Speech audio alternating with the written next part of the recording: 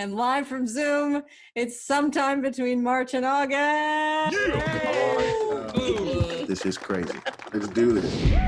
SNL is saying the show must go on. The NBC sketch comedy show returned this past weekend with a Saturday Night Live at-home special, swapping the usual live format for a series of pre-recorded, remotely performed sketches. Kenan Thompson kicked off the show before the usual intro played, featuring footage of the cast in their houses doing things like juggling canned foods, microwaving, and having a tea party with dolls. The episode was hosted by Tom Hanks, who was diagnosed with the coronavirus in March, and delivered the show's regular opening monologue. It is a strange time to try and be funny, but trying to be funny is SNL's whole thing. So we thought, what the heck?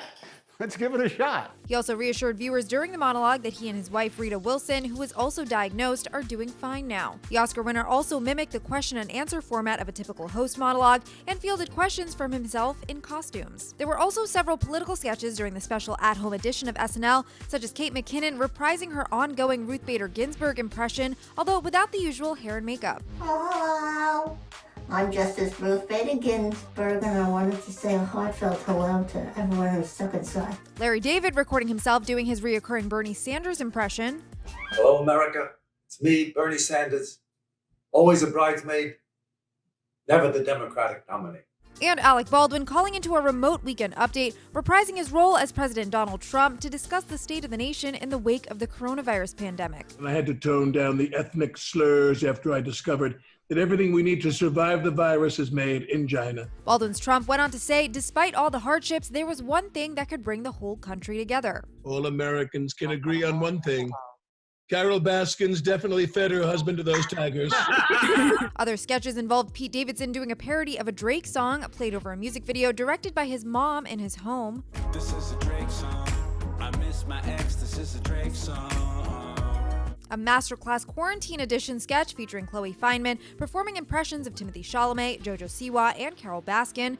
Riding my bike on the big kitty lake around the kitty cat preserve, and I didn't kill my husband. And a dating show parody, How Low Will You Go, featuring singles ready to date post-quarantine. Well, I think it's safe to say none of our ladies would... Yeah, okay, he's fine.